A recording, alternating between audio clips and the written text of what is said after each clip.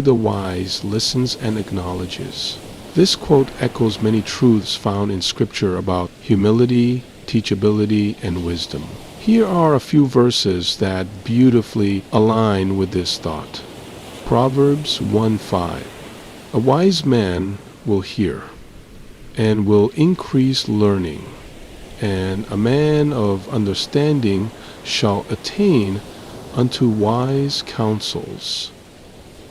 This verse directly supports the idea that wisdom is tied to the ability to listen and grow. Proverbs 12:15. The way of a fool is right in his own eyes, but he that hearkeneth unto counsel is wise. This highlights the contrast. Those who refuse to acknowledge or listen are unwise. James 1:19. Wherefore, my beloved brethren, let every man be swift to hear, slow to speak, slow to wrath. The wise are known not by how loudly they speak, but how attentively they listen. Ecclesiastes 7:5. It is better to hear the rebuke of the wise than for a man to hear the song of fools. This reinforces the value of listening, even when it's hard, because the wise receive correction. However, ironically, when fools do listen, they often do so with the intent to argue, misrepresent, or twist words to fit their own narrative. The Bible doesn't hold back in exposing this behavior. Here are several verses that relate directly to that point. Proverbs 18:2. A fool hath no delight in understanding, but that his heart may discover itself. This shows that fools don't listen to understand. They listen to validate their own thoughts, often twisting the words of others to serve their pride. Jeremiah 9:3-5.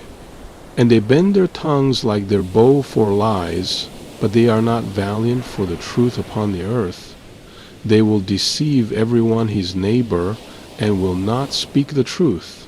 They have taught their tongue to speak lies, and weary themselves to commit iniquity.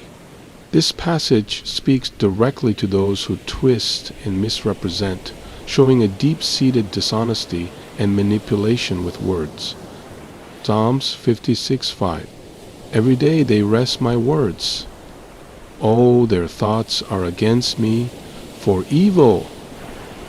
King David knew well the pain of being misquoted and twisted by enemies who feign to listen but only to distort. Proverbs 26:5. Answer a fool according to his folly, lest he be wise in his own conceit. Sometimes you have to respond to expose the twisted thinking. Otherwise, they will keep misrepresenting reality while thinking themselves clever. Isaiah 29:13. Wherefore the Lord said, Forasmuch as this people draw near me with their mouth, and with their lips do honor me, but have removed their heart far from me, and their fear toward me is taught by the precept of men. This verse captures how people can sound religious or wise outwardly, yet their hearts twist truth and remain far from real understanding. So what we see in the contrast between the wise and the fool is more than just a difference in intellect. It's a matter of the heart. The wise seek understanding, not just information. They listen with humility, discern with care, and speak with restraint. They are teachable, and they fear the Lord, which is the beginning of wisdom, Proverbs 9:10. When confronted with truth, the wise examine it, and when corrected, they grow from it. But the fool doesn't want understanding. He wants validation.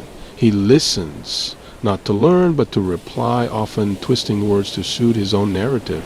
Proverbs 18:2 tells us that the fool hath no delight in understanding, and Psalms 56:5 shows that fools wrest or twist words constantly.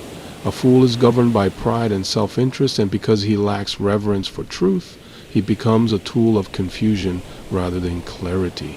His heart is far from God, even when his words sound pious or reasonable, Isaiah 29:13.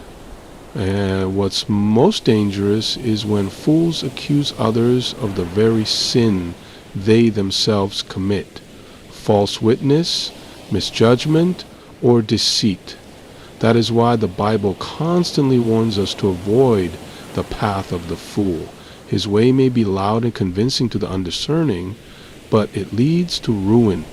Wisdom, in contrast, listens carefully, speaks slowly, and seeks truth even when it's uncomfortable. It knows that real strength comes from humility before God and a willingness to be corrected. Wisdom bears good fruit. Foolishness multiplies division. The wise bring peace, while the fool stirs up strife. So the real question becomes, are we quiet enough to listen, humble enough to learn, honest enough to admit when we've been wrong? Because in those moments we reveal whether we're walking with wisdom or playing the part of a fool.